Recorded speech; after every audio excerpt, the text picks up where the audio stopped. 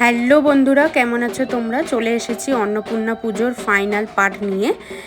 এখানে বম্মা, আমাদের সবার আদরের বম্মা, মাকে আগে বরণ করে নিচ্ছেন, তারপরে বাকিরা বরণ করবেন।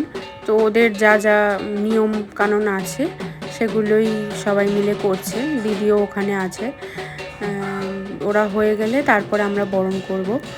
তো মা এই কদিন বেশ ভরিয়ে রেখেছিল ঘরটাকে। সত্যি সময় কত তাড়াতাড়ি চলে যায়, সময় যে কত মূল্যবান সেটা বারবার বুঝিয়ে দেয়। এই তো কয়েকদিন আগে মা আসার জন্য যে তোড়জোড়গুলো আমরা সকলে মিলে করছিলাম, কি পরবো, কি সাজবো, কোথায় যাব, কিভাবে যাব, সবাই মিলে একসঙ্গে মায়ের কাছে আসা, মায়ের পুজো দেওয়া, এই এত কিছু প্ল্যান প্রোগ্রামের মধ্যে কখন যে পুজোও হয়ে গেল। আর সবশেষে আজকে মায়ের বিসর্জন। মন ভারাক্রান্ত হলেও মাকে তো আমাদের বিদায় দিতেই হবে, তাই হাসি মুখেই আমরা মাকে বিদায় দেব। আসলে এই কয়েকদিন আর কিছু হোক না হোক, মা আমাদেরকে বেঁধে বেঁধে রেখেছিলেন, এটা আমি আগের ব্লগেও বলেছি, আবারও বলছি।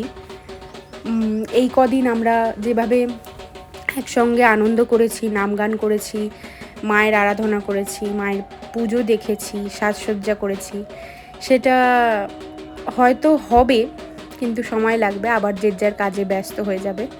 কিন্তু এই যে বেঁধে বেঁধে রেখেছে, এই যে আনন্দটা, এটাই মাকে ঘিরে আমরা করতে পেরেছি, এটাই আমাদের কাছে পরম আনন্দের।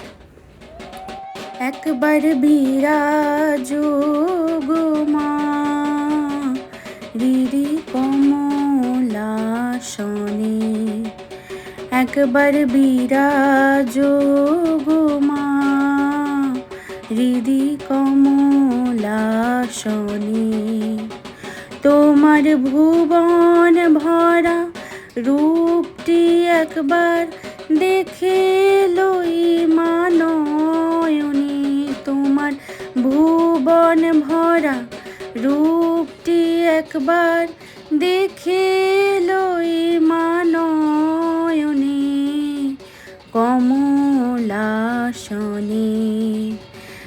একবার বিরাজ গো মা হৃদি কমলাসনে।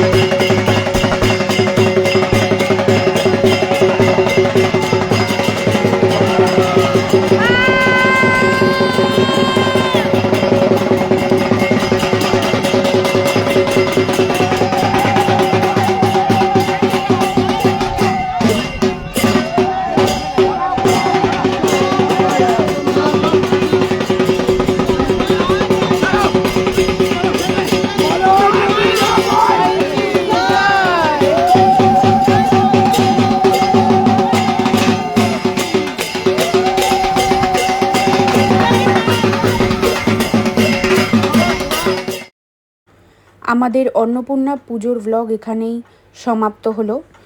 আসছে বছর আবার এসো মা, তোমার অপেক্ষায় আমরা থাকলাম, তোমাকে অন্তরে নিয়ে আমরা অপেক্ষা করব আরও একটা বছর।